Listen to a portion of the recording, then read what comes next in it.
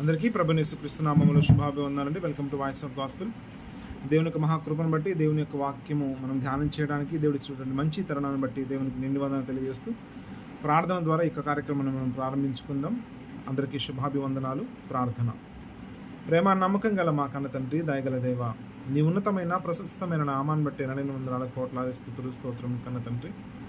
మరొక తరుణాన్ని మీరు మాకు అనుగ్రహించి మీ సన్నిధిలో కొద్ది నిమిషంలో ప్రభువా నీ మాటలు ధ్యానం చేయడానికి మీరు ఇచ్చినటువంటి భాగ్యాన్ని మీరు నీకు వందనాలు. అలాగే నాయన చెబుతున్న నాకు నీ పరిశుద్ధాత్మ సహాయం దయచేయండి. అలాగే వింటున్న బిడ్డలకు వినగల చెవిని, గ్రహించగల మనసును అనుగ్రహించండి.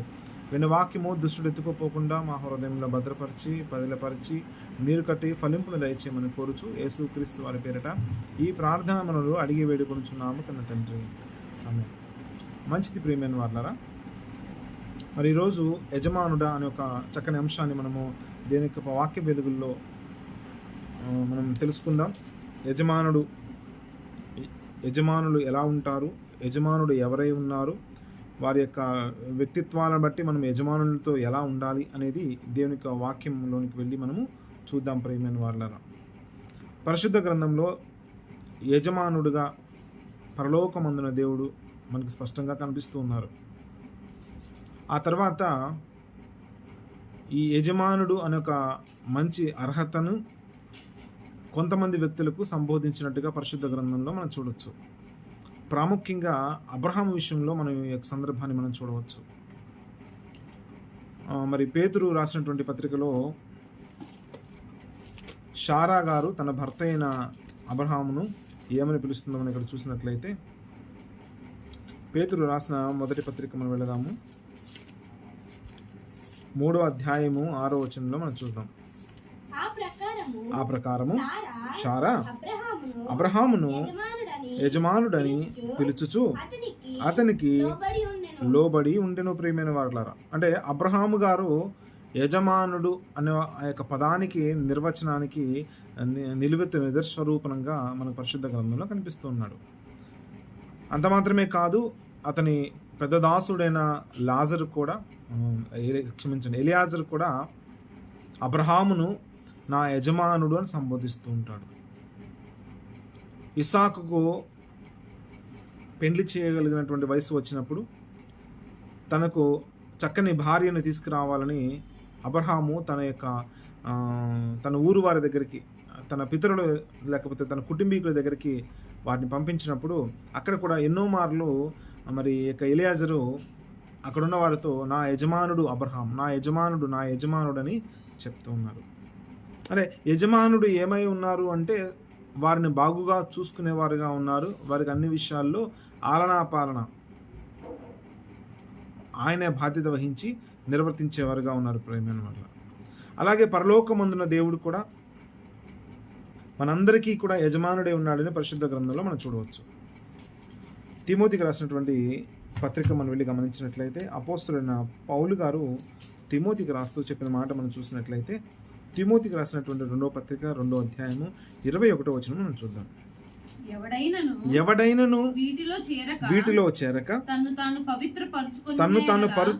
తాను పవిత్రపరచుకొనిన ఎడల వాడు పరిశుద్ధపరచబడి యజమానుడు వాడుకొనుటకు అర్హమై ప్రతి సత్కార్యమునకు సిద్ధపరచబడి ఘనత నిమిత్తమైన పాత్రయై ఉండును అంటున్నాడు. అంటే పరలోకమందున దేవుని కూడా యజమానుడిగా ఇక్కడ సంబోధిస్తున్నారు అపోస్తలుడైన పౌలు గారు తిమోతికి రాస్తూ. ఈ లోకములో ఉన్న యజమానుడు ఎంత గొప్పగా ఉన్నతంగా అబ్రహాము గారు జీవించారో, ఆయన ఆరాధించే దేవుడు అబ్రహాము దేవుడు, ఇస్సాకు దేవుడు, యాకోబు దేవుడు అని యెహోవా దేవుడు, పరలోకమందున దేవుడు, సృష్టికర్త అయిన దేవుడు కూడా మనందరికీ కూడా యజమానుడు. షారా ఎలాగైతే తన యజమానుడికి లోబడి జీవిస్తూ ఉందో, మనం కూడా పరలోకమందున దేవుడు మరి మనకు యజమానుడిగా మనము భావించి ఆయనకు లోబడి ఆయన చెప్పిన రీతిలో, ఆయనకి ఇష్టమైన రీతిలో మనం జీవించేవారుగా ఉన్నాం. షారా ఎప్పుడు కూడా అబ్రహాము మాట కాదని ఏది కూడా చేసినట్టుగా మనం చూడడం. ప్రేమైన వాళ్ళ ప్రతిదీ కూడా అబ్రహాంకి లోబడి కదా, నిజంగా తన కుటుంబం అంతటిని, తన బంధువుల్ని, స్నేహితుల్ని అందరినీ విడిచిపెట్టి బయలుదేరమంటాడు కదా, ఆదికాండంలో మనం చూడొచ్చు అన్నమాట. సో అలా బయలుదేరమని చెప్పినప్పుడు, తన ఇంటి వారందరిని విడిచిపెట్టి బయలుదేరమని చెప్పినప్పుడు, నిజంగా అబ్రహాము గారు మాటకు విధేయురాలైనట్టుగా షారా ఏ రోజు కూడా మరలా తన పుట్టింటికి నేను వెళ్ళాలి, తన వారిని నేను చూసుకోవాలి, తనతో వారితో నేను గడపాలనే ఆలోచన కూడా లేకుండా నిజంగా షారా మరి సమస్తము కూడా తన భర్తలోనే తనలోనే అన్నీ కూడా చూసుకున్న మరి షారాగా మనకి ఇక్కడ చూస్తున్నాం ప్రేమైన వాళ్ళ. అంటే అబ్రహాము గారు ఎంత జాగ్రత్తగా చూసుకున్నారంటే నిజంగా ఒక కుమార్తెలాగా, ఒక స్నేహితురాల్లాగా, ఒక చెల్లెలలాగా, ఒక అక్కలాగా, ఒక తల్లిలాగా నిజంగా అబ్రహాము గారు ఎంత బాగా చూసుకోకపోతే ఏ రోజు కూడా మనం పత్రికల్లో కానీ లేకపోతే మరి పాత నిబంధన గ్రంథంలో కానీ ఎక్కడ కూడా మరి షారా మరలా తిరిగి తన పుట్టింటికి వెళ్ళటం మనం చూసినట్టు ఎక్కడ కనబడదు ప్రియమైన వాళ్ళ. అంటే యజమానుడిగా అబ్రహాము గారు ఉన్నప్పుడు భౌతికంగా ఈ దేహానికి సంబంధించిన, ఈ లోకానికి సంబంధించిన అన్నీ కూడా అబ్రహాము గారు షారా విషయంలో ఎంతో చక్కగా తన యొక్క భర్త ధర్మాన్ని జరిగించాడు. మాట మనం చూసినట్లయితే ఆది కాండంలోకి వెళదాం. 12వ అధ్యాయము ప్రారంభం నుంచి కూడా మనం గమనించినట్లయితే ఇక్కడ యెహోవా నీవు లేచి నీ దేశం నుండి నీ బంధువుల యొద్ద నుండి నీ తండ్రి ఇంటి నుండి బయలుదేరి నేను నీకు చూపించే దేశమునకు వెళ్ళమంటున్నాడు దేవుడు వెళ్ళమన్నటువంటి స్థలానికి అబ్రహాము గారికి ఉన్నది విశ్వాసం. కానీ అబ్రహాము గారికి ఉన్న విశ్వాసమే తన విశ్వాసంగా భావించి నిజంగా షారా అబ్రహాముతో పాటు తన భర్తతో పాటు బయలుదేరింది ప్రేమైన వాళ్ళారా. చాలా గొప్ప విషయం. మధ్యలో లోతు డ్రాప్ అయిపోయారు. మధ్యలోనే తన పనివారికి, అబ్రహాము పనివారికి మరి విభేదం వచ్చినప్పుడు వారు వేరైపోయి ఉన్నారు. కానీ ఏ రోజు కూడా షారా అబ్రహామును విడిచిపెట్టినట్టుగా మనం చూడం. ఎంత ఉన్నతంగా అబ్రహాము తను జాగ్రత్తగా కాపాడుకున్నాడు. శత్రువులు ఆమెను అపహరించాలనుకున్నప్పుడు, ఆమె దాసిగా చేసుకోవాలనుకున్నప్పుడు, దాసురాలుగా చేసుకోవాలనుకున్నప్పుడు అబ్రహాము ప్రార్థన చేసి దేవుని యొక్క కృప చొప్పున మరలా షారాను పొందుకున్నవాడుగా, శారాను ఎంతో చక్కగా చూసుకున్నవాడుగా మనం గమనిస్తున్నాం. అలాగే పరలోకమందున దేవుని యొక్క చేతిలో మనమందరం కూడా ఒక పాత్రలాగా ఉండాలి. ఆ పాత్రలో ఉన్నటువంటి యజమానుడు వాడుకునే ఒక అర్హమైన ప్రతి సత్కార్యమునకు సిద్ధపరచబడిన పాత్రలుగా మనం పని చేయబడాలి. అంటే దేవుడు ఎవరికి ఏ పనిని అప్పగించి ఉన్నాడు, ఏ ఉద్దేశం, ఏ సంకల్పం కోసం దేవుడి లోకానికి మనం పిలుచుకున్నాడో ఆ పిలుపుకు తగినట్టుగా జీవించడానికి కావాల్సినటువంటి యోగ్యతను దేవుడు మనకి ఇస్తానంటున్నాడు పరిశుద్ధపరిచి. సో ఆయన పరిశుద్ధపరిచి ఆయన పరిచయలో నిన్ను నన్ను వాడుకోవాలంటే నీవు ఆయనకు లోబడాలి. ఎలాగైతే దావీదు యెహోవా నా కాపరి నాకు లేమి కలగదని అంటున్నాడో, భక్తి జీవితంలో కాపరిని గనక గొర్రె నమ్మి కాపరికి లోబడి ఉంటే, కాపరి గొర్రె యొక్క బాగోగులు ఎలాగైతే చూసుకుంటూ మరి ఎంత జాగ్రత్తగా చూసుకుంటాడంటే తెలుసు దావీదుకి కాపరి అంటే ఎలా ఉంటాడు. మంచి కాపరి తన గొర్రెల కొరకు ప్రాణం పెట్టగలడు. అలా పెట్టినవాడుగా ఉన్నాడు మరి దావీదు. కొదమ సింహములు, ఎలుకబంటులు మరి మందను చెదరగొట్టాలని గుంటనక్కలు బయలుదేరి వచ్చినా కూడా దావీదు తన ప్రాణాలు అడ్డుకొని మరి గొర్రెలను కాపాడినవాడిగా ఉన్నాడు. అదే సౌలుతో చెప్తూ ఉంటాడు యుద్ధం విషయంలో. గొల్యాతుని యుద్ధం మీదకి వెళ్ళినప్పుడు నువ్వు ఏం చేయగలిగి ఉన్నావు, నువ్వు ఎలా అతనితో యుద్ధం చేస్తావంటే, ఇగో నా మంద మీదకి వచ్చినటువంటి ఆ యొక్క క్రూర జంతువులను నేను చంపాను అంటున్నాడు ప్రేమ. అంటే తన ప్రాణాన్ని కూడా అడ్డం పెట్టి మోగజీవులనే బతికించాడంటే నిజంగా మాట్లాడే జీవులుగా ఉన్న మనలను మరి ఇశ్రాయేలు ప్రజలను పరిపాలించడానికి దావీదును దేవుడు ఎన్నుకోవడానికి గల ప్రాముఖ్యమైన ఉద్దేశం ఏంటంటే తన గొర్రెల కొరకు తన ప్రాణం పెట్టడానికి కూడా సిద్ధంగా ఉన్నాడు. అలాంటి లక్షణం కలిగిన యేసుక్రీస్తు వారు మన కొరకు ఆయన చనిపోయి సిలువ వేయబడి మన కొరకు మరి రక్తము కార్చి మన ప్రాణం నిమిత్తం ఆయన ప్రాణం అడ్డం వేసి మనకు కాపరిగా, నా గొర్రెలు నా స్వరం వినును అంటాడు. నేను గొర్రెలకు మంచి కాపరిని అంటాడు. సో అలా ఒక యజమానుడిగా, ఒక కాపరిగా దేవుడు మనతో ఉన్నప్పుడు, మనం ఆయనకు లోబడినప్పుడు మరి కీర్తన గ్రంథంలో మీరు చూడొచ్చు 23వ కీర్తన అంతా కూడా గొర్రెకు కావాల్సినన్ని కూడా గొర్రెల కాపరి ఎలాగైతే చూసుకుంటాడో, యెహోవాని కాపరిగా ఎవరైతే అంగీకరిస్తున్నారో, యెహోవాని కాపరిగా ఎవరైతే గైకొంటారో, ఆయనకి విధేయులే జీవిస్తారో వారికి కావాల్సినవి కూడా ఆయన సకాలంలో అందించగల దేవుడు కదా. మరి అలాంటి దేవునిలో మనము జీవిస్తూ ఒక యజమానుడి దగ్గర నమ్మకంగా ఎలాగైతే ఉంటున్నామో ఈ లోక సంబంధమైన యజమానుల విషయంలో, అలాగే పరలోకమందున దేవుని యొక్క మరి యొక్క ఆధీనంలో సంఘములో మరి యజమానుడు వాడుకునే పాత్రగా నీవు నేను ఉండాలని ఆయన ఆశపడుతున్నాడు. కనుక తిమోతికు రాస్తూ యజమానుడు అనే పదం తిమోతి అది అందరికీ ఆపాదించదగినది కాదు, సటన్ అర్హత ఉన్న వారికి మాత్రమే అది ఆపాదిస్తూ ఉంటారు. ఆ అర్హత దేవుడు కొందరికి ఈ లోకంలో ఇచ్చాడు. దేవుడే అందరికీ యజమానుడై ఉన్నాడు. సో ఆ దేవుడు అపాయింట్ చేసి ఎన్నిక చేయబడి యజమానులుగా ఉంచిన వారికి మీరు విధేయులే ఉండాలని అపోస్తలుడైనటువంటి మరి పౌలు గారు తీతుకు రాస్తూ అలాగే తిమోతికి రాస్తూ కూడా చాలా గొప్పగా మరి యజమానులతో ఎలా ఉండాలి అని చెప్తున్నాడు. తీతుకు రాసిన పత్రిక మనం వెళ్ళి చూసినట్లయితే ఈ లోకపు సంబంధమైన యజమానులతో ఎలా ఉండాలి అనేది అపోస్తలుడైన పౌలు గారు మరి తీతుకు రాస్తూ చెప్తున్న మాట మనం గమనించినట్లయితే 2వ అధ్యాయము 10వ వచనం మనం చూస్తున్నాం. దాసులైన వారు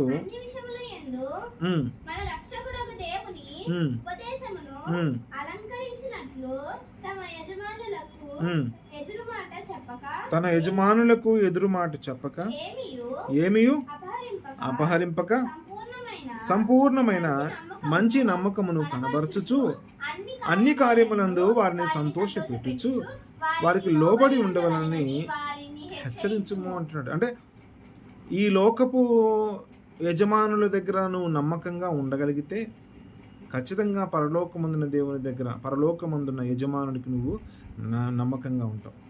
సో గొర్రెల మీదే నమ్మకంగా నాయకుడిగా కాపరిగా దావీదు లేకపోతే ఇశ్రాయేలుకి రాజుగా దేవుడు అపాయింట్ చేసేవాడు కాదు. ప్రియమైన వారలారా, ఆనాడు మోషే కూడా సినాయి పర్వతము దగ్గర గొర్రెలను కాస్తూ తప్పిపోయిన గొర్రెలను మరి కనుగొంటూ ఆ యొక్క పొదలలో ఆ కొండలలో మరి ఎంతో జాగ్రత్తగా గొర్రెలను కాస్తూ ఉన్నాడు. కాబట్టి ఆ నమ్మకత్వాన్ని చూసిన దేవుడు మరలా ఇశ్రాయేలును పరిపాలించే లేకపోతే నడిపించే సారథిగా నాయకుడిగా మోషేని దేవుడు ఎంచుకున్నాడు.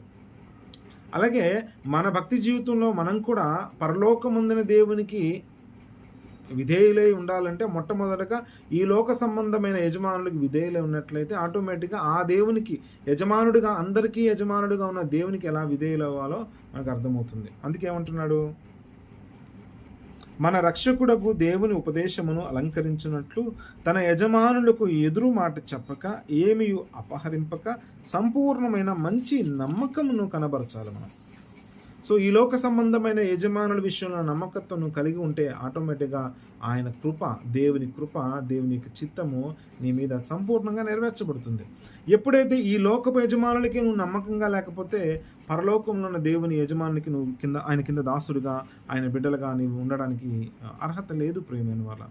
అందుకే ఇక్కడ మనం చూస్తున్నాం కదా, తీతుకు చెప్తున్నాడు, మీరు మీ యజమానులకు ఎదురు మాట చెప్పకుండా అన్ని విషయంలో మరి వారికి మంచి నమ్మకం తెచ్చేవారుగా మీరు వారితో ఉండాలి అంటున్నాడు. అయితే ఈ లోక సంబంధమైన యజమానుల్లో అందరూ మంచివారుగా ఉండొచ్చు, ఉండకపోవచ్చు ప్రియమైన వారు. ఏది ఏమైనా న్యాయబద్ధంగా, యోగ్యంగా. అందుకే చూడండి, మనం చూసినట్లయితే శారా అబ్రహాముతో ఎలా నడుచుకుందో మనం చూసినట్లయితే పేతురు రాసిన పత్రిక మనం వెళ్ళి చూసాం కదా. మొదటి పేతురు పత్రిక 3వ అధ్యాయం 6వ వచనంలో ఏమని ఉంటుంది, ఆ ప్రకారము శారా అబ్రహామును యజమానుడని పిలుచుచు అతనికి లోబడి ఉండెను. మీరును యోగ్యముగా నడుచుకోవాలి. యోగ్యం అంటే యోగ్యత అంటే ఒక సటన్ అర్హత కలిగిన వాడుగా, అంటే వాడు ఏది పడితే యజమానుడు ఏది పడితే అది చెప్పేవాడుగా చేసేవాడుగా కాకుండా అది ఎంత సబబైనది, న్యాయబద్ధమైనది, హేతుబద్ధమైనది ఆలోచించి నీవు ఏ వృత్తికైతే పిలువబడి ఉన్నావో ఆ వృత్తికి తగిన పనిని నమ్మకంగా చేయాలి. అయితే కొందరు యజమానులు ఎలా ఉంటారంటే అందరూ పరలోకమందున దేవుని వలె ఉండరు కదా, దేవుని మనసు కలిగి ఉంటారు కదా. సో అలాంటి వారితో కూడా ఎలా ఉండాలి అని మనం చూసినట్లయితే అపోస్తలుడైన పేతురు గారు మరి సంఘానికి రాస్తూ ఇదే మొదటి పత్రిక 2వ అధ్యాయము 18వ వచనంలో ఏమంటున్నాడు చూడండి, పనివారులారా మంచివారును సాత్వికులైన వారికి మాత్రమే కాక ముష్కరులైన మీ యజమానులకును పూర్ణ భయముతో లోబడి ఉంది. నిజంగా కొంతమంది ఎలా పడితే అలా యజమానుల విషయంలో మాట్లాడుతూ ఉంటారు. అలా కాకుండా యజమానులకు మనం ఏమై ఉండాలట? లోబడి ఉండాలి. ముష్కరులైన యజమానులకి లోబడి ఉండాలంటే మరి అంతకంటే ముష్కరులు అంటే మంచి విధేయత కలిగిన వారు కాకపోవచ్చు, మంచి మనసు కలిగిన వారు కాకపోవచ్చు. వారికే విధేయులే ఉండమని దేవుడు చెప్తున్నాడంటే మరి ఆయనకి ఎలా ఉండాలి? ఆయనకి ఎలా లోబడాలి? యజమానుడు వాడుకునే అర్హమైన ప్రతి సత్కార్యమునకు సిద్ధపరచబడిన ఒక పాత్రగా నీవు సిద్ధంగా ఉండాలి. యజమానుడు ఎప్పుడు పిలుస్తాడో, ఎప్పుడు పనిస్తాడో మనకు తెలియదు. పనివాడు యజమానుడి యొక్క పని కొరకు ఎదురు చూస్తూ ఉండాలి. అయ్యగారు ఏం చెప్తారు? ఆ పని చేయాలని ఎలాగైతే ఒక దాసుడు యజమానుడి దగ్గర కనిపెట్టుకుంటూ ఉంటాడో, పరలోకమందున దేవుని ఎదుట మనం కూడా అలాంటి దాసులుగా, దేవుడు ఈరోజు నాకు ఏం పని ఇవ్వబోతున్నాడు, దేవుని చిత్తం నెరవేర్చడానికి, దేవుని చిత్తం జరిగించడానికి నేను ఏ పని ఆయన కొరకు నేను చేయాలి, ఎక్కడికి వెళ్ళాలి, ఎలా వెళ్ళాలి, ఎవరితో వెళ్ళాలి, ఏ విధంగా వెళ్ళాలి, ఏ మాటలు చెప్పాలి, ఎవరిని ఎలా బలపరచాలి. చూడండి, దేవుని చిత్తాన్ని, ఈ లోక సంబంధమైన ముష్కరులైన వారి యజమానులకే మీరు నమ్మకంగా మంచివారిగా లోబడి పూర్ణ భయంతో లోబడి ఉండాలంటే నిజంగా నీ దేవుడని యెహోవాను, నీ దేవుడును ఎలా ప్రేమించాలి? పూర్ణ మనస్సుతో కదా. అలాగే ఇక్కడ పూర్ణ భయముతో అంటున్నాడు ప్రేమ. అంటే యజమానులకు మరి మహాజ్ఞాని సొలొమోను గారు కూడా తన జ్ఞానమంతా సారపోసి అవపోసన బట్టి చివరికి ఆయన చెప్తున్న మాటలు ఏంటి? ప్రసంగి గ్రంథంలో చివరిగా ఏమంటున్నాడు మనం గమనించినట్లయితే, చివరిగా ఏమంటున్నాడు?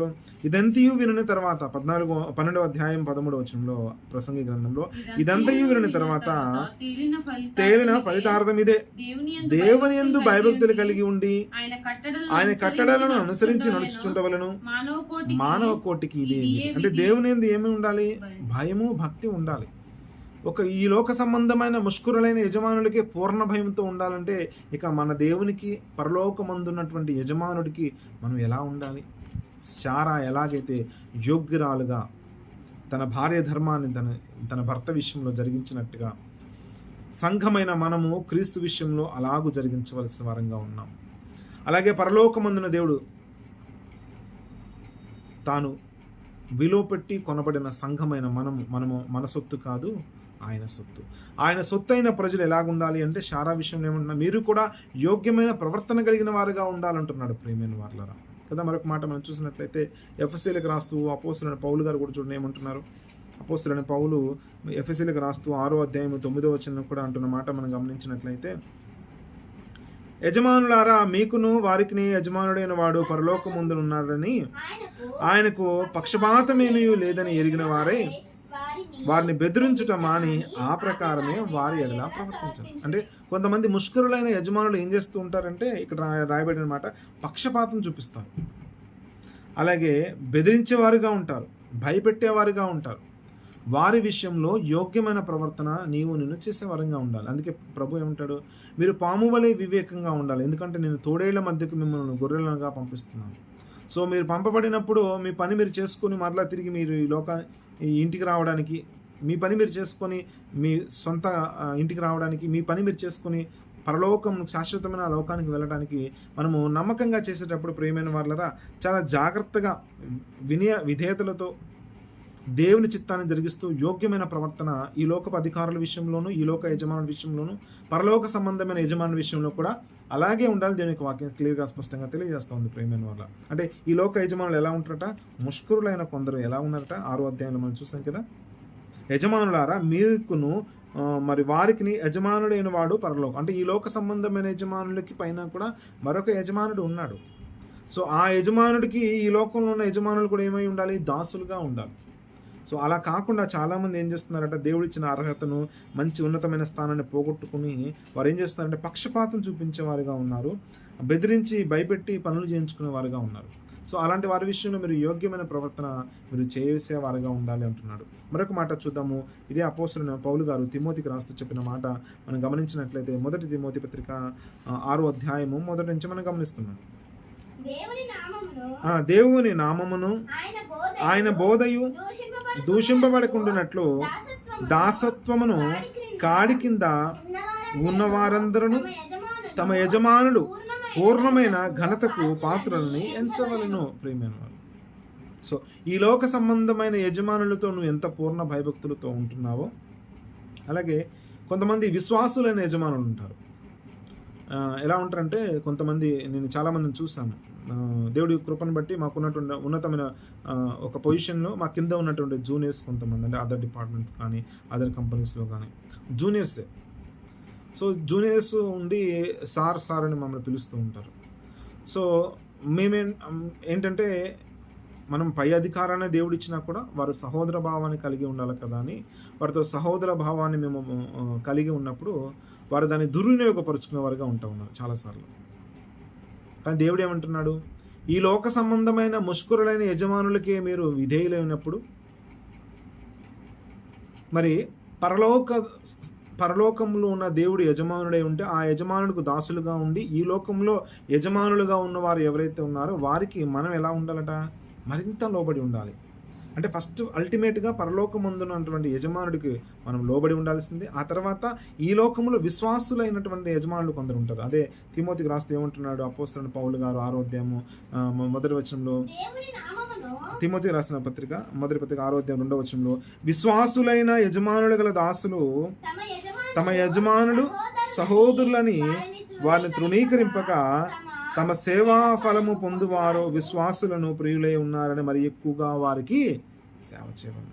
అంటే ఎంత గొప్పగా దేవుడు సెలవిస్తున్నాడు.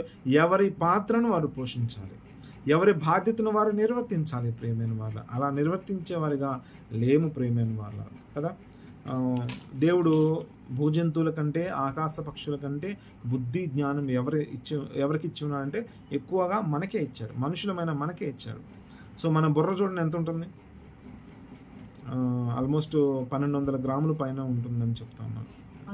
1350 గ్రాములు అంటే ఆల్మోస్ట్ అరౌండ్ ఒక 1 kg వెయిట్ అనుకుంటే, ఫర్ ఎగ్జాంపుల్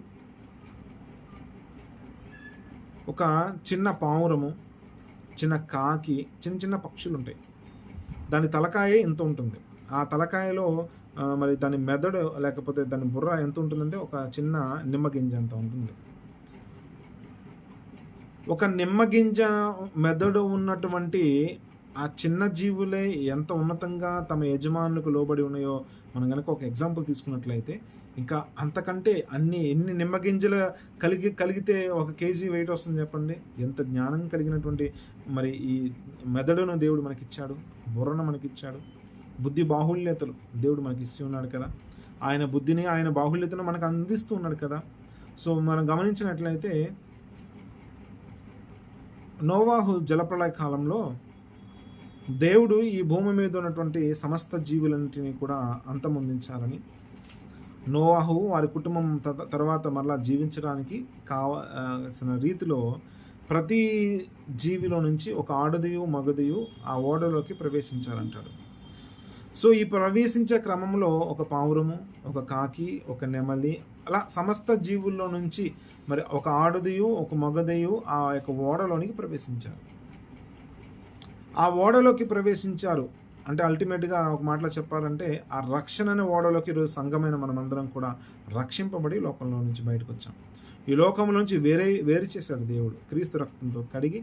ఆనాడు అవిధేయులైన వారికి, చెరలో ఉన్న వారికి ఆత్మరూపిగా వెళ్ళి వాక్యం ప్రకటించినట్టుగా నోవాహు దినములలో దేవుడు కూడా స్వార్థను మనకు అందించి మనం ఆయన సొత్తైన ప్రజలుగా చేసుకొని రక్షణ ఓడలోకి తీసుకుని వచ్చాడు. సో ఈ ఓడలోనికి వచ్చినటువంటి యొక్క పక్షులు కానీ, జీవులు కానీ, మృగములు కానీ, జంతుచరాలన్నీ కూడా యజమానుడికి ఎలా లోబడి ఉంటున్నాయో మనం కనుక గమనించినట్లయితే నిజంగా నోవాహు వాటికి ట్రైనింగ్ ఇచ్చినట్టుగా మనం ఎక్కడ చూడలేం.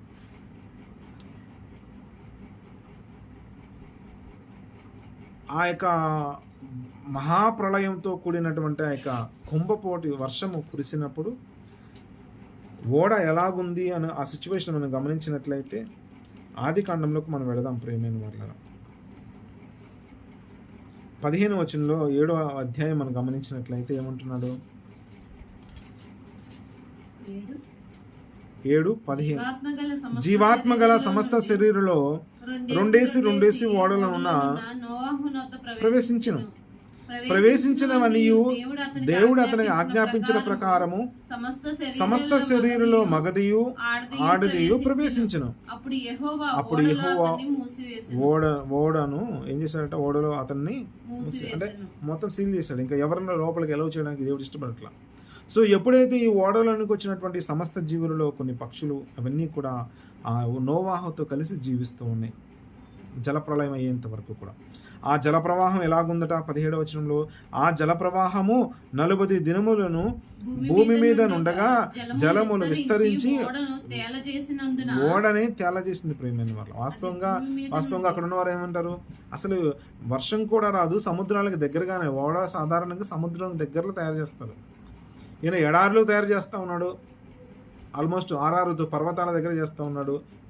అందరూ వచ్చి అవహేళన చేస్తూ ఉన్నారు, ఎగతాళి చేస్తూ ఉన్నారు, ఇష్టం వచ్చినట్టుగా మాట్లాడుతున్నారు. అయినా సరే నోవాహు దేవుని మాటకు లోబడి దేవుని ఉగ్రత రాబోతుందని గుర్తించిన నోవాహు ఆ జలప్రళయాన్ని తప్పించుకోవడానికి ఓడను చేసినప్పుడు నిజంగా ఆ వర్షమే నీరే లేకపోతే సముద్రాలే లేని ప్రాంతంలో కూడా వచ్చిన నీటిని బట్టి ఆ ఓడ నీటి మీద తేలజేయబడిందంటే నిజంగా ఎంత కుంభపోటి వర్షం కురిచిందో మీరు గమనించండి ప్రేమ. కేవలం మొన్న ఒక 1 వీక్ వస్తేనే ఎన్నో ఊళ్ళో మునిగిపోయినాయి ప్రేమ అన్నమాట కదా. మరి అలాగా 45 రోజులట, ఒక వారం వస్తేనే అల్లాడిపోతా ఉన్నాం. అదే 40 రోజులు కుంభపోటి వర్షం. అందులో తెలుసా, ఈ మేఘాల్లోంచి వర్షానికి ఈ పరిస్థితి అయితే ఆకాశపు తుమ్ములు విప్పితే ఆకాశానికి ఆవల జలములు ఉన్నాయి, ఆ జలములు విప్పబడితే ఆ జలములు కనుక ఆకాశముల నుంచి భూమి మీదకి వస్తే భూమి కింద జలములు భూమి పైన జలములు అంటాడు ఆదికాండంలో. దేవుడు భూమిని కలగజేసినప్పుడు ఒక విశాలం కలుగును గాక అన్నాడు. ఆ విశాలానికి ఆకాశం అని పేరు పెట్టాడు. ఈ విశాలం ఎక్కడుంది? ఈ జలముల మధ్య ఉన్నది. అంటే చుట్టూ ఏముంది మనకి? జలములే ఉన్నాయి. ఆ జలముల మధ్య ఒక విశాలం కలిగతగా ఆ విశాలాన్ని ఆకాశం అనగా ఆకాశంలో మనది ఒక గోళం, ఒక భూమి. అంటే చుట్టూ వాటర్ ఉన్నాయి, ఎప్పుడైనా ఆయన ముంచేసే అవకాశం ఉంది.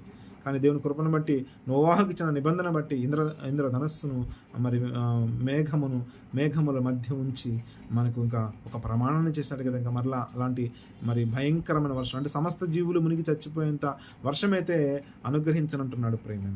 సో ఇక్కడ చూడండి ఏం రాయబడిందో, ఇక్కడ ఆ జలములు 40 దినములు భూమి మీద నుండగా జలములు విస్తరించి ఓడ తేల చేసినందున అది భూమి మీద నుండి పైకి లేచెను. జలములు భూమి మీద ప్రచండంగా ప్రబలి మిక్కిలి విస్తరించినప్పుడు ఓడ నీళ్ల మీద నడిచింది ప్రేమ.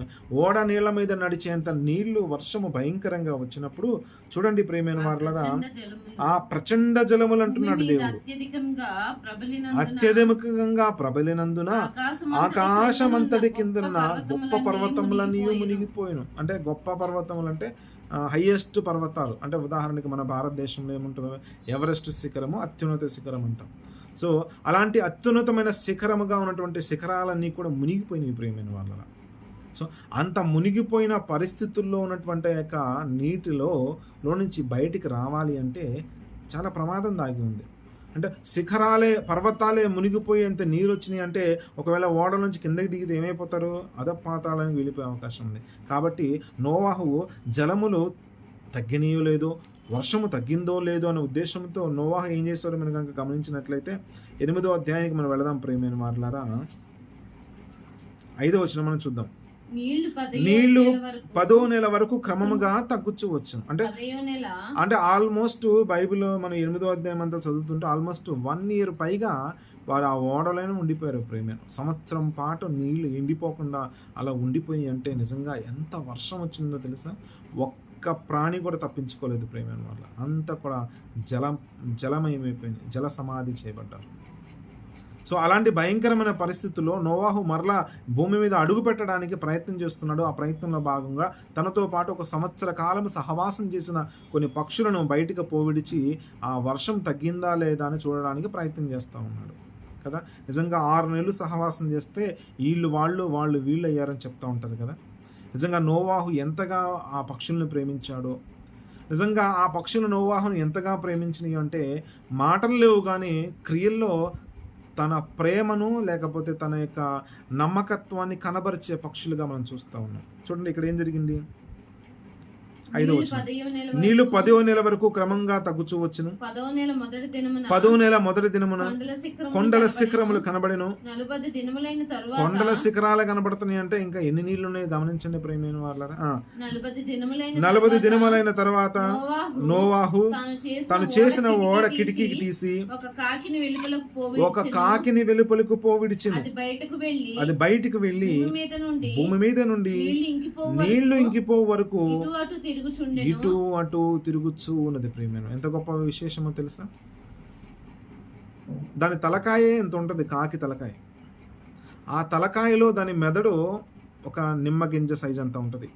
ఆ నిమ్మగింజ సైజు ఉన్నంత ఆ తలకాయలో ఎంత ఆలోచన ఉందంటే, ఇన్ని జీవులు ఓడలో ఉండగా నన్నే ఎందుకు యజమానుడు బయటకు పంపిస్తున్నాడు, నేను ఏం చేయాలి కదా. ఈ ప్రపంచంలో ఎంతమంది ఉండగా ఎందుకు నీవు నేనే రక్షింపబడ్డావు, నీ కుటుంబమే నా కుటుంబమే రక్షణలోకి ఎలా రాగలిగింది. నిజంగా దేవుడు ఎవరిని కరుణింతునో నేను వారిని కరుణింతును, ఎవరి ఎడల జాలిపడుదునో నేను వారి ఎడల జాలిపడుదును. నిజంగా మరి అన్ని కాకోలము జాతి అంతా కూడా అంతరించిపోయినా నిజంగా దేవుడు ఆ కాకిని, ఆ మగ కాకిని, ఆడకాకిని నిజంగా ఎంత ధన్యతతో సంపాదించుకునేది తెలుసా. సో తమ జాతి మొత్తం కూడా అంతరించిపోయినా కూడా తాను తన కుటుంబాన్ని బతికించిన వాడిగా ఉన్నాడు కాబట్టి నోవాహు సంవత్సర కాలం పాటు వాటిని ఆయనను పోషించాడు కాబట్టి యజమానుడికి లోబడి ఉంటుంది. ప్రియమైన వాళ్ళ ఎంతగా లోబడి ఉంటుందంటే, మాట చెప్పలేదు కానీ, నోరు తెరిచి మాట్లాడలేదు కానీ, నోవాహు మనసు తెలుసుకున్న ఈ యొక్క కాకి బయటికి వెళ్ళిన తర్వాత మరలా ఓడలోకి రావట్లేదు. ప్రియమైన వాళ్ళ అంటే ఏం చెప్తుంది కాకి ఓడలోకి రాకుండా, ఏ సందేశం ఇస్తుంది అంటే, ఓ యజమానుడా, ఓ నోవాహు, నీవేమి కంగారు పడాల్సిన అవసరం లేదు, దేవుని మహాకృపను బట్టి ఆ జలప్రలయం ఆగిపోయింది అని చెప్తున్నాను. అంటే సాధారణంగా కాకులు వర్షంలోకి తడవడానికి ఇష్టపడవు, వర్షంలోకి వెళ్ళవు. ఒడ్డు కిందకో, గట్టు కిందకో, పాక కిందకో, ఎక్కడో చోటికి చెట్ల కిందకో వచ్చేస్తాయి ప్రియమైన వాళ్ళ.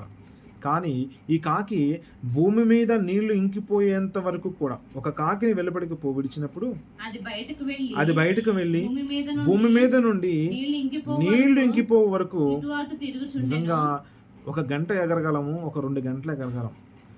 భూమి మీద నీళ్లు ఇంకిపోయేంత వరకు కూడా ఎగురుతూనే అటు ఇటు తిరుగుతూ ఉందంటే నిజంగా ఎంత అలసిపోయిందో తెలుసా. ఈరోజు స్వార్థ పని కొరకు, దేవుని చిత్తం జరిగించడానికి, ఆత్మల రక్షణ కొరకు ఎందరూ తమ కుటుంబాలను, తమ దేశాలను, తమ ప్రాంతాలను విడిచిపెట్టి మిషనరీస్గా బయలుదేరి మన దేశం లాంటి దేశాలన్నిటినీ మరి పర్యటించి వారి తమ జీవితాలను సమర్పించుకున్న వారుగా ఉన్నారు. ప్రియమైన వారు నిజంగా వారికి ఒక ఆదర్శం కాకి ప్రియమైన వారు. నిజంగా రక్షణ అనే ఓడలో నుంచి వెళ్ళి స్వార్థ సునాదము వినిపించే ఒక కాకిగా నోవాహు మనసు తెలుసుకొని నోవాహు యొక్క ఉద్దేశము గ్రహించిన కాకి నోవాహు బయటకు విడిచిన తర్వాత మరలా లోపలికి రావట్లేదు. ప్రియమైన వాళ్ళ అంటే ఆయన ఏ ఉద్దేశం కొరకు నోవాహు బయటకు పంపించాడో ఆ ఉద్దేశము అవును, నీరు ఇంకిపోయింది, నీరు జల ప్రళయము ఆగిపోయింది, వర్షం కురవట్లేదు అనే ఒక సందేశాన్ని నోవాహు ఇవ్వటానికి అది ఎన్ని నెలలు, నిజంగా ఆల్మోస్ట్ 2 monthsకి పైగా అది అటు ఇటు తిరుగుతుంది కానీ ఓడలోకి రావట్లేదు. ప్రియమైన అంటే నోవాహు ఓడలోనికి మరలా కాకి లోపలికి వచ్చింది అంటే ఇక జలప్రలయం, ఇంకా తుఫాను లేకపోతే ఆ యొక్క వర్షం పడుతుందని అర్థం. సో సింబాలిక్గా అర్థమైపోయింది, నోవాహుకు అర్థమైపోయింది, ఓహో అయితే బయట వర్షం పడట్లేదు. ఇంకా ఏం జరగాలి, నీరు ఎలా ఉన్నాయి, ఇంకిపోయినాయి లేదో చూడాలి. అందుకే ఏం చేస్తున్నాడు 8వ వచనంలో, ఆదికాండము 8వ అధ్యాయం 8వ వచనంలో, మరియు నేల మీద నీళ్లు తగ్గిపోయినో లేదో చూచుటకు అతడు తన ఎద్దు నుండి నల్లపామును ఒకటి వెలుపలకు పోవిడిచెను. నీళ్లు భూమి అంతటి మీద ఉన్నందున తన అరకాలు నిలుపుటకు దానికి స్థలము దొరకలేదు కనుక ఓడలో ఉన్న అతని యొద్దకు తిరిగి వచ్చు. అంటే నోవాహు ఏం కోరుకుంటున్నాడు ఇప్పుడు? ప్రారంభంలో వర్షం తగ్గిందా లేదని కాకిని పంపించాడు. కాకి ఖచ్చితంగా చెప్తోంది ఇంకా వర్షం పడట్లేదని సింబాలైజ్గా చెప్పడం కొరకు మరలా ఓడలోకి రావట్లా. చూడండి, అది పావురు ఎంత ఉంటుంది, ఇంత ఉంటుంది, గట్టిగా పట్టుకుంటే ఎంత ఉంటుంది, మన అరచేయి ఎంత ఉంటుంది, ఈ అరచేయిలో దాని తల ఎంత ఉంటుంది, ఎంత ఉంటుంది, దాని ఆ తలలో ఎంత బుర్ర, నిమ్మగింజ అంత బుర్ర. ఆ నిమ్మగింజ అంత బుర్రలో ఎన్ని ఆలోచనలు అంటే, నోవాహు నన్ను ఎందుకు బయటికి విడిచాడు?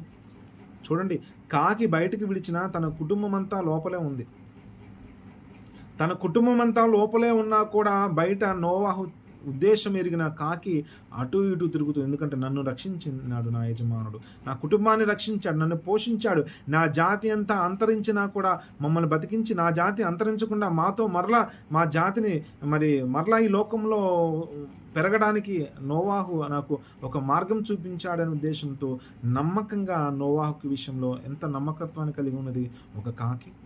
అలాగే ఒక పావురం కూడా ఏ ఉద్దేశం కొరకు నోవాహు పంపించాడో ఆ ఉద్దేశం కొరకు వెళ్ళింది. కాకితో పాటు బయట సంవత్సరం పాటు లోపల ఉన్నారు, అందరూ ఫ్రెండ్షిప్ చేసి ఉండొచ్చు కదా, వాళ్ళు ఇద్దరు కలిసి చక్కన బయట చట్టాపట్లకు తిరిగేవచ్చు కదా. కానీ మరలా యజమానుడి యొక్క ఉద్దేశం ఎరిగినటువంటి ఈ యొక్క పావురము మరలా యజమానుడి దగ్గరికి వచ్చింది. నోవాహుకు అర్థమైంది, ఓహో అయితే నీళ్లు ఇంకా ఇంకిపోలేదు అని అనుకున్నాడు. మరలా ఏం చేశాడట చూడండి, నీళ్లు భూమి అంతటి మీద నున్నందున, 9వ వచనం కదా, నీళ్లు భూమి అంతటి మీద నున్నందున తన అరకాలు నిలబడకు దానికి స్థలము దొరకలేదు కనుక ఓడలోను అతని ఎద్దుకు తిరిగి వచ్చాను. అప్పుడు అతడు చేయి చాపి వాలంటరీగా తానే మళ్ళా నోవాహు చేతి దగ్గరకు వస్తుందంటే నిజంగా యజమానుడి మనస్సు తెలుసుకున్న ఒక పావురం. దానికి మాట్లాడే స్వరం లేదు, మాటలు లేవు, ఏమి చేసుకోలేదు, ఏమి స్వతహాగా ఏమి జీవించలేదు. వేరే దాని మీద ఆధారపడి దొరికితే ఆహారం తినే చిన్న జీవి యజమానుడు మనసు బయటకు విడిచిపెట్టాడు. స్వతంత్రం అయిపోయింది, ఎక్కడికైనా తిరగవచ్చు, ఎక్కడైనా ఉండిపోవచ్చు, బయటకు లోపలికి రావాల్సిన అవసరమే లేదు. అవసరమైతే ఓడ పైన కూడా సెటిల్ అయిపోవచ్చు లోపలికి రాకుండా. కానీ యజమానుడు చెయ్యి చాపగా తన చేతికి లోబడి తన దగ్గరకు వస్తూ ఉంది. ప్రేమ ఈరోజు ఎంతమంది దేవునికి లోబడి జీవిస్తున్నాం?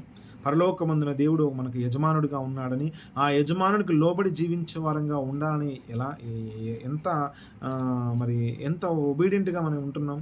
ముష్కరులైన యజమానుడికే, ఈ లోకంలో ఉన్న యజమానులకే లోబడి ఉండమంటున్నాడంటే ఇక పరలోకంలో ఉన్న యజమానుడికి, ఈ లోకంలో ఉన్న విశ్వాసులైన యజమానులకి విధేయులు ఉండమంటున్నాడంటే పరలోకమందున్న యజమానుడికి మనం ఎంత విధేయులుగా ఉండాలి? యోగ్యమైన ప్రవర్తన కలిగే వారంగా శారా అబ్రహాము విషయంలో ఎలాగైతే యజమానుడని సంబోధించి ఆయనకు లోబడి జీవించినట్టుగా ఈరోజు దేవునికి లోబడి జీవించే వారుగా ఎంతమంది ఉన్నాం? నిజంగా నీవు నీ దేవుణ్ణి యజమానుడిగా అంగీకరించావా?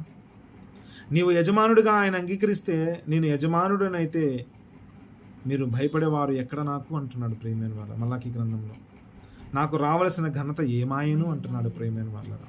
కానీ చూడండి ఇక్కడ ఎంత చక్కగా అంటే మనం గమనించినట్లయితే లోపలికి వచ్చిన తర్వాత అతడు 7 దినములు తాళి మరలా ఆ నల్లపాములను ఓడ నుండి బయటికి విడిచెను. సాయంకాలం అది అతని ఎద్దుకు వచ్చినప్పుడు తుంచబడిన ఒలీవ చెట్టు ఆకు దాని నోట ఉండెను. నోవాహు ఏమైతే ఎక్స్పెక్ట్ చేస్తున్నాడో ఆ ఎక్స్పెక్టేషన్ 100% రీచ్ అయింది ఈ చిన్న పావురం. పావురంలో ఉన్న మెదడులోనే చిన్న మెదడులోనే చిన్న సైజు ఆవగింజ లేకపోతే నిమ్మగింజ సైజు ఉన్నటువంటి మెదడులోనే అంత జ్ఞానం ఉండి యజమానుడు మనసు తెలుసుకొని ఆయనకు లోబడి జీవించే పావురంగా ఉంటే ఈరోజు దేవుని మనసు ఎరిగిన వారంగా, దేవుని చిత్తం ఎరిగిన వారంగా, దేవుని ఉద్దేశాలు ఎరిగిన వారంగా ఆయన చిత్తాన్ని ఏమైనా జరిగిస్తున్నామా? అది కష్టమైన నష్టమైన పాపం ఈ ప్రాసెస్లో పావురం వెళ్ళింది, అరికాలు నిలబెట్టుకు స్థలం లేదు, మరలా లోపలికి వచ్చింది, మరలా 7 దినాల తర్వాత మరలా బయటికి వెళ్ళింది. సాయంకాలం దాకా అది అంతా తిరిగి తుంచబడిన ఒలీవ కొమ్మ ఆకుని తీసుకుని వచ్చింది ప్రియమైన వల్ల. కానీ కాకి మాత్రం ఇంకా బయట తిరుగుతూనే ఉంది ప్రియమైన వాళ్ళ. నిజంగా ఎంత లోబడి జీవించిందంటే ఆ కాకి యొక్క పనితనాన్ని గుర్తుపెట్టుకున్న దేవుడు మరలా అదే కాకిని ఉపయోగించుకొని ప్రవక్త అయిన ఏలియాను పోషించిన వాడిగా ఉన్నాడు దేవుడు ప్రియమైన వాళ్ళ. అంటే ఎంత నమ్మకంగా ఉందో ఒక కాకి చూడండి ప్రియమైన వాళ్ళ. కాకులు నమ్మకంగా ఉన్నాయి, పావురములు నమ్మకంగా ఉన్నాయి. ఇశ్రాయేలు ప్రజలకు తెలివి లేదు, వారు వివేచించరు, వారి యోచన లేదంటాడు కదా యెషయా గ్రంథం ప్రారంభం 1వ అధ్యాయంలో మనం చూస్తున్నాం కదా. ఆకాశమా ఆలకించుము, భూమి చెవి ఎగ్గుము, నేను పిల్లలను పెంచి గొప్పవారినిగా చేసి తిని వారు నా మీద తిరగబడి ఉన్నారు.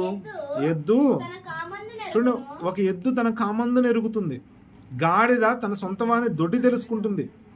కానీ ఈయన ఇశ్రాయేలు నా ప్రజలు ఎవరైతే ఉన్నారో ఇశ్రాయేలుకు తెలివి లేదు, నా జనులు యోచింపరు. అంటే దేవుడు ఎందుకు ఈ లోకానికి పంపించాడు, అసలు ఈ లోకంలో ఎందుకున్నామో ఏంటి, మన పాత్ర ఏంటి, యజమానుడు వాడుకునే అర్హమైన పాత్రని బైబిల్లో చెప్తుంది కదా. క్రైస్తవులుగా క్రీస్తుని ధరించిన మనం ఏం చేయాలి, మన ఉద్దేశం ఏంటి, ఎందుకు బయటకు పంపించాడు, కాకిని ఎందుకు పంపించాడు, పావురం ఎందుకు పంపించాడు, ఆ ఉద్దేశంలో ఎరిగిన పక్షులుగా జీవులుగా నోరు లేని జీవాలే దేవుని చిత్తాన్ని నెరవేరుస్తూ యజమానుడికి లోబడి జీవిస్తూ ఉంటే మరి ఏది కావాలంటే అది అడిగి చేయించుకొని తినగలిగిన సామర్థ్యత, వివేచన, ఆలోచన ఉన్న మనం మాత్రము చూడండి, ఇశ్రాయేలు ప్రజలు, నా ప్రజలకు తెలివి లేదు, నా జనులు యోచింపరు, నన్ను వారు విసర్జించి ఉన్నారు అని బాధపడుతున్నాడు దేవుడు. ప్రేమను అంటే దేవుని మాట లెక్కలేని వారేగా, లెక్క చేయలేని వారంగా ఈరోజు ఉన్నాం చాలామంది. మరి ఈరోజు దేవునికి యజమానుడు అని నువ్వు కనుక నమ్ముతున్నావా, యజమానునికి నువ్వు లోబడి జీవిస్తున్నావా ప్రియమైన వాళ్ళారా? నిజంగా తర్వాత చూడండి, ఆ పావురం ఎంత చక్కగా పనితనాన్ని మరి ఇక్కడ వ్యక్తపరుస్తుందో మనం చూసినట్లయితే, మరలా లోపలికి వచ్చిన పంచని ఒలీవ ఆ యొక్క ఆకును నోట ఉన్నప్పుడు తర్వాత నీళ్లు భూమి మీద నుండి తగ్గిపోయినని నోవాహుకు తెలిసింది. అంటే నోరు లేకుండా తన క్రియల ద్వారా తాను నోవాహు యొక్క ఉద్దేశం ఎరిగి నోవాహు చిత్తము తెలుసుకొని నోవాహుకు అర్థమయ్యే రీతిలో అది ఎక్స్ప్రెస్ చేస్తుంది తన యొక్క కృతజ్ఞతను. చూడండి తర్వాత ఏం జరిగింది, అతడు మరి ఇంకా 7 దినములు తాళిన మరలా ఆ నల్ల పావురం ఓడలోండి వెలుపలకు విడిచెను. తర్వాత అది అతని యొద్దకు తిరిగి ఎందుకు రాలేదు? మొదటిసారి వెళ్ళింది, కాలు నిలుపుటకు స్థలం లేదని లోపలికి వచ్చింది. అంటే దాని అర్థం ఏంటి, నోవాహు ఇంకా నీళ్లు ఇంకిపోలేదు, మనం కిందకి వెళితే ఆ నీళ్ళలో ఇరుక్కుపోతాము, రావద్దు బయటికి అని చెప్తుంది.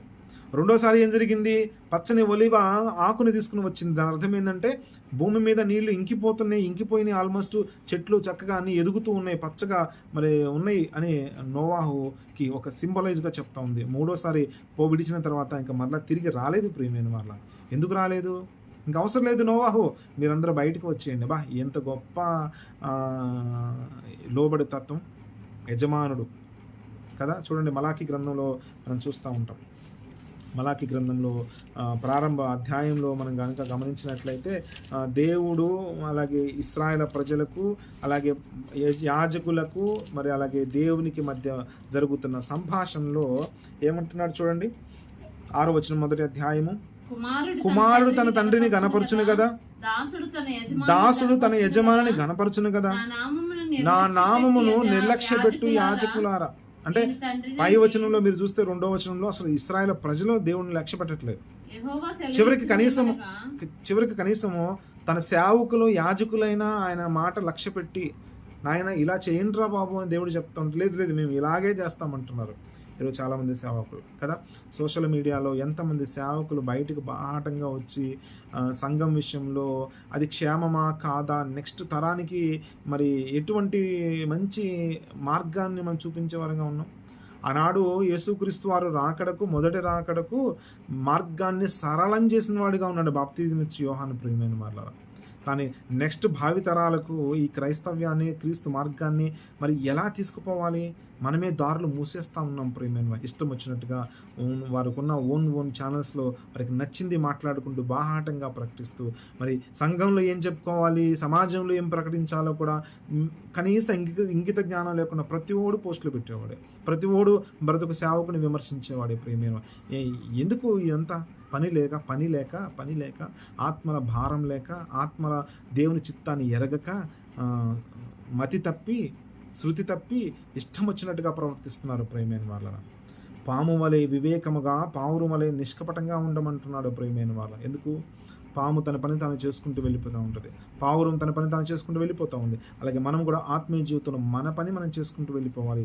దేవుడు నీకేమి ఇచ్చి ఉన్నాడు, నీకు ఏ తలాంతులు ఇచ్చి ఉన్నాడు, ఏ పని ఇచ్చి ఉన్నాడు, ఆ పనిలో నమ్మకంగా ముందుకు చేసుకుంటూ వెళ్ళిపోవాలి. కానీ ఇంకా కరెంట్ అఫైర్స్ ఏం నడుస్తుంది, కరెంట్ సిచ్యువేషన్లో బోధకులు ఎలా ఉన్నారు, వాళ్ళు ఎలా ఉన్నారు, వీళ్ళు ఎలా ఉన్నారు చూసుకుంటూ వెళ్ళిపోతూ ఉంటే మనం కూడా దారి తప్పి ప్రమాదం ఉంది. కాబట్టి నోవాహు మనసు తెలుసుకున్నటువంటి మరి ఒక కాకి, ఒక పావురం ఎంత చక్కగా అంటే చూడండి, యాజకులు ఎలా ఉన్నారు చూడండి ప్రియమైన వాళ్ళ. తన యజమానిని ఘనపరచును కదా, నా నామము నిర్లక్ష్యపెట్టు యాజకులారా, నేను తండ్రినైతే నాకు రావాల్సిన ఘనత ఏమాయను.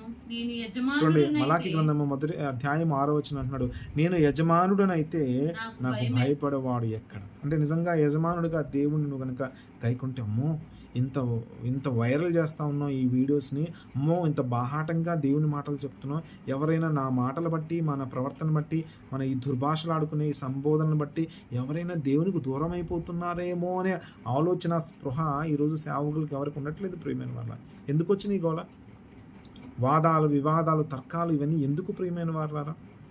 భయపడేవారు లేరు, దేవునికి భయపడేవారు లేరు. ఎందుకంటే నా ఛానల్ నాది, నా ఇష్టం నాది, నేను ఏదైనా చెప్పుకుంటా ఏదైనా పెట్టుకుంటా అన్నట్టుగానే ఉన్నారు. కానీ దేవుడు ఏమనుకుంటున్నాడో, అయ్యో దేవుని చిత్తం ఏంటో, దేవుని ఉద్దేశం ఏంటో గ్రహించేవారు చాలా తక్కువ మంది ఉన్నాం ప్రియమైన వాళ్ళ. అలా ఉండటానికి వీల్లేదు. నేను యజమానుడనైతే నాకు భయపడేవారు ఎక్కడ అంటున్నా అంటే, కనీసం సేవకులకు కూడా భయం లేదు. ఎట్లా లేదు తెలుసా? దేవుని యొక్క సన్నిధిలో బలిపీఠం మీద అర్పణలు సమర్పణలు జరిగించేవారుగా ఉన్నారు యాజకులు. అక్కడ బిజినెస్ చేసేవాళ్ళు కూడా ఎలా ఉంటారంటే, ఈ గొర్రెలను, మేకలను, ఎడ్లను బలించే ఆ కాలంలో, పండుగ కాలాల్లో 2,000 రూపాయలు ఉండే మేక, 2,000 రూపాయలు ఉండే గొర్రె ఆ పండుగ సీజన్లో 10,000-20,000 చేస్తారు, రేటు పెంచేస్తారు.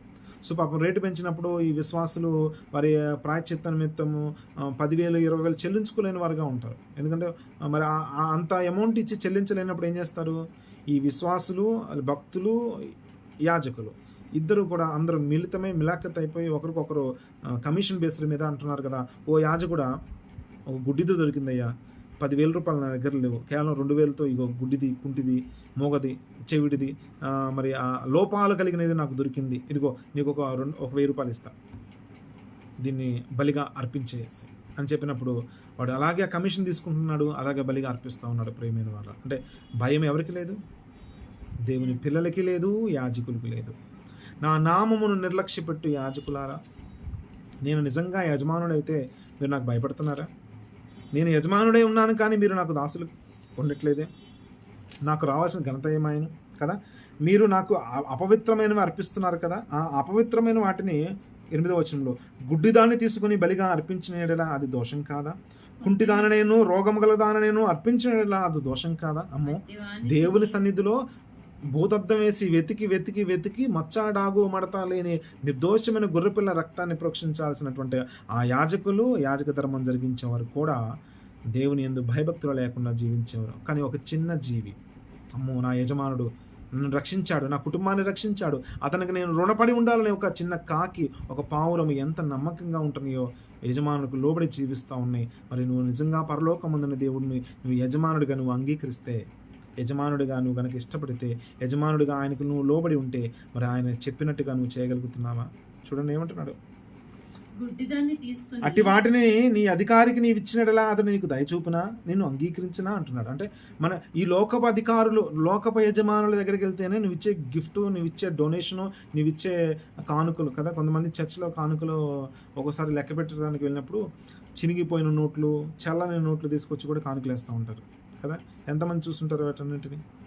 అంటే దేవుడు చూడట్లేదా? అవి ఎవరికి ప్రయోజనం? బయట షాప్లో వాడు ఊరకిస్తానన్నా తీసుకోడు. చినిగిపోయిన 500 రూపాయల నోటు, 500 రూపాయల నోటుకి కొంచెం కలర్ ఇంక్ అయిపోయింది అనుకోండి, బయట ఏ షాప్ వాడు తీసుకోడు ప్రేమైన వాళ్ళ. కానీ దేవుడికి మాత్రం తీసుకుంటాడా? సేవకుడు మాత్రం కానుకిస్తారా? తప్పు కదా. భయం ఎక్కడుంది? దేవుని భయం ఎక్కడుంది? సో అలాగ భయపడే వారంగా లేము. అలా ఉండకుండా విశ్వాసులైన యజమానులకు మరి ఎక్కువగా మరి భయపడి వారికి సేవ చేయాలంటున్నాడు ప్రేమైన వాళ్ళ. ముష్కరులైన యజమానులకే నువ్వు పూర్ణ భయం కలిగిన వాడిగా ఉండాలంటా ఉంటే, పరలోకమందున దేవుడు నీకు యజమానుడిగా ఉన్నాడు కదా. ఓ నా యజమానుడా అంటుంది శారా అబ్రహాము. శారా సంఘానికి సాదృశ్యమైతే, అబ్రహాము పరలోకమందున దేవునికి సాదృశ్యంగా మనం భావించగలిగినట్లయితే, ఆ శారా ఎలాగైతే అబ్రహాముకు లోబడి జీవించిందో, మనము కూడా ఆ దేవునికి, పరలోకమందున దేవుడికి లోబడి జీవించి భయభక్తులు కలిగి జీవించే వారంగా ఉండాలని దేవుడు ఆశపడుతున్నాడు ప్రేమైన వాళ్ళ. కనుక మరి మంచిగా యజమానుడిగా ఆయన ఉన్నాడు, మరి మంచి దాసుడిగా, మంచి పనివాడిగా నీవు ఉన్నావా? ఒక చిన్న జీవే ఎంత లోబడి జీవిస్తుందో నోవాహు చేసినటువంటి పనితనాన్ని బట్టి, మరి పరలోకమందున దేవుడు మన జీవితంలో చేసిన మేళ్ళు ఎన్ని! నా ప్రాణమా యెహోవాను సన్నతించుము, నా అంతరంగమందున సమస్తమా ఆయన పరిశుద్ధ నామమును సన్నతించుము, ఆయన చేసిన ఉపకారాల్లో దేనిని నువ్వు మరో. అంటే ఎన్ని కార్యాలు చేస్తూ ఉన్నాడు.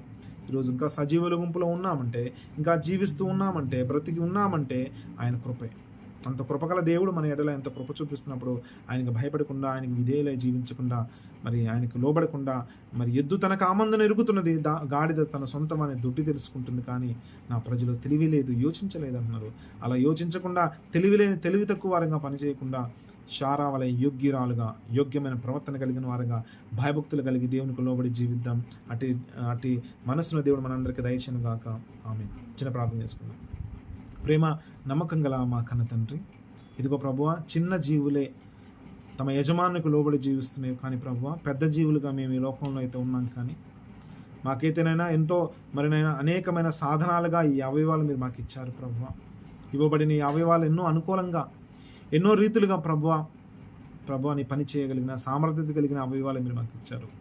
ఇవ్వబడిన అవయవాలను ప్రభువ మీకు లోబడి జీవించే వారంగా, మీ చిత్తం జరిగించే వారంగా, ఒక పావురం వలె, ఒక కాకి వలె ప్రభువ నీ మనసు తెలుసుకొని నీ చిత్తం మీద జరిగించే బిడ్డలుగా ఉండడానికి మమ్మల్ని ఆయత్తపరచమని వాయిస్ ఆఫ్ గాస్పుల్ పేజ్ నడిపిస్తున్న సహోదరు నిర్మల జ్యోతి గారిని బట్టి, వారి కుటుంబాన్ని బట్టి, ఈ అడ్మినిస్ట్రేషన్ నడిపిస్తున్న యాజమాన్యాన్ని బట్టి, అలాగే నీ ప్రార్థనలో ఏకీపిస్తున్న సేవకులు, అలాగే ప్రభువ విశ్వాసులు, నీ బిడ్డలు ప్రభువ ప్రతి ఒక్కరిని కూడా మీరు దీవించండి. ఈ వాక్యం ఏ గ్రూప్స్లోకి షేర్ అవుతుందో వారిని కూడా మీరు దీవించండి, ఆశీర్వదించండి. మేమందరం కూడా మీరు మా పరలోకమందున దేవుడుగా, మీరు మాకు యజమానుడిగా ఉన్నాడని, మీకు లోబడి జీవించేవారుగా మేము ఉండాలని ప్రభువ మీరు మాకు ఇది మాతో మాట్లాడారు. అలాగనైనా ఒకవేళ ఏ విషయంలోనే ప్రభువ నీకు నమ్మకంగా ప్రభువ యోగ్యమైన పనివారంగా మేము లేవేమో ఒకవారు మమ్మల్ని జ్ఞాపకం చేసుకోండి, మమ్మల్ని సరిచేయండి, బాగు చేయండి.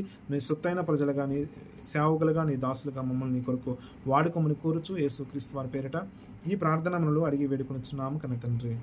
ఆమేన్. అందరికీ వందనాలండి. God bless you all. Thank you so much.